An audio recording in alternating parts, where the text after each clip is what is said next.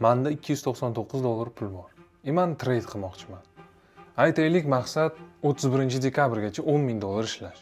Bu shu yaxshi maqsad, zo'r maqsad. $10,000 bilan yilni tugatish 2025. Замечательно, поразительно, genial. Shunda o'ylasam, menda ikkita variant bor. Shaxsan menda. Birinchisi, shu $299 olib, birjaga olib kirib, misol uchun Binance futuresni savdoda razgon qilishni boshlash. Agar men plichosiz razgon qilsam-da, chunki plicho bu zilo, bu yovuzlik, bu qorong'u kuch. Plichosiz razgon qilishni boshlasam, menga 3444% profit kerak ekan. Это не норма, это какая-то страшная, жуткая, ужасная болезнь. Yomon emas, 3444%. Agar bunga risk menejmentni qo'shsamchi, eng bazaviy 1 ga 2 соотношениeni olsam, 1% stop, 2% take bilan ishlasam, menga 1760 ta take kerak va 0 stop bo'lsa, maqsadga yetsam bo'ladi. Tak, nimadir yetmayapti? Win rate. Misol uchun win rate 70% deylik. 10 ta savdoyimni 7 tasi plus, 3 tasi minus bo'lsa, o'rtacha shunda men umumiy 3000 dan oshiq сделка ochishim kerak o'rtacha take'ni olish uchun va $10,000 ishlash uchun. Agar 31 dekabrgacha ulgurmoqchi bo'lsam, bu degani kuniga 209 tadan сделка, har bir сделка o'rtasida 1-3 daqiqadan ushlab 16 yo 17 soat kuniga sarflasam, balki maqsadga yetishim mumkin. Нихуя не понял. Ну, очень интересно. Lekin menda ikkinchi variant ham bor. Ikkinchi variant mana shu $299 ga razgon qilmasdan uni depozit sotib olish. Misol uchun Binance uchun $50,000 depozitni $299 ga olsa bo'ladi. Depozitni oldim deylik. Endi yana hisob-kitob qilamiz. Menda $50,000 bor. Men $10,000 ishlashim kerak. Bu degani o'sha 3244% emas, 20% profit degani. Xuddi o'sha risk management bilan bu 10 ta take. Agar win rate xuddi o'sha yana olsa 70% deydigan bo'lsak, bu 20 ta savdo ochishim kerak. Bir kunda bitta, ikkita savdo ochsam, umumiy 10 kunda maqsadga yetsa bo'ladi. Kimga hozir ikkinchi variant oson eshitildi? Oson variantning o'zi yo'q. Почему нет?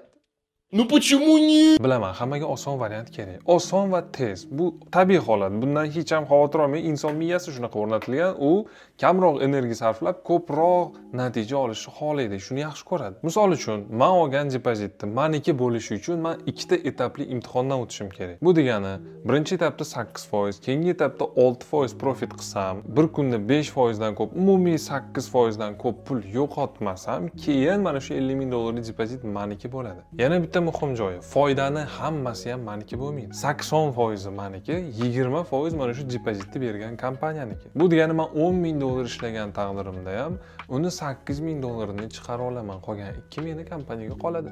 Что он сказал? Hozir mana ikkita variantni ko'rdik. Ikkalasini ham matematik xom hisobladik. Ko'p faktorlarni hisobga olmadim. Lekin taroziga qo'yishga yetarlicha ma'lumot bor. Birinchi variant $299 ni 10,000 qilish, ya'ni yo'q puldan bor qilish. Men buni trade demagan bo'lardim. Bu razgon, bu o'ziga xos ishlash usuli, ko'pchilik shuni tanlaydi. Terminator bo'lmasangiz agar, bu usulda $10,000 ga olib chiqish просто нереально. 209 ta savdo bir kunda o'zi tasavvur qiling, 100 tadan keyin o'zi nima qilayotganingizni bilmay qolasiz. Ikkinchi variant. Bu yerda o'zi depozit bor. Bor puldan yana pul ishlash. Odamga o'xshab trade qilsa bo'ladi. Yaxshi deadline, yaxshi imkoniyat va distansiya ushlash ham oson. Mana shu faktorlarni o'zini agar hisoblaydigan bo'lsak, men uchun baribir ham ikkinchi variant og'irroq keladi va to'g'ri hisoblanadi. Aynan mana shuning uchun ham hozir men $50,000 depozitni sotib olaman. Sizlarga ham birato'la ko'rsataman buni qanaqa olish, qayerdan olish va qanday qilib arzonga olish mumkin. Depozitni olish uchun men Hashcash saytiga kiraman. Sizlar uchun link mana shu video tagida. Saytga kirgandan keyin pastga tushib, depozitni miqdorini tanlash kerak. Misol uchun 5,000 dan $100,000 gacha depozit bor. $50,000 tanlaymiz. Bu yerda narx $399 turibdi, e'tibor beringlar. Bizga 299 ga olish kerak. Bu yerda hozir mana magiya bo'ladi. Startga bosaman. Startga bosgandan keyin ism, familiya, email kiritib, emailga get kod tugmasini bosib, kodni jo'natib, kodni pastdagi bo'limga yozib, parol o'ylab topamiz, parolni tasdiqlaymiz, bo'ldi. Mana shu yerda ro'yxatdan o'tib olish kerak qisqacha. Keyin biz mana bu ekranga tushamiz. Bu yerga ham ism, familiya yozamiz, kompaniya nomi shart emas. Undan keyin mana pastda eng pastiga tushib magiya qilish kerak. Eng pastda click here to enter your code degan yozuv bor.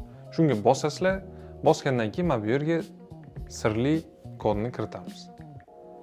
Mana shu kodni kiritganimizdan keyin apply tugmasini bossak, bu yerda mana narx avtomatik $299 aylandi. Bu kodni olish uchun pastda link qoldiraman, o'sha odamga yozasizlar, skidka deb yozsanglar, imенно skidka so'zini yozsanglar, u odam sizga mana shu kodni beradi va siz $100 arzoniga depozitni olishingiz mumkin.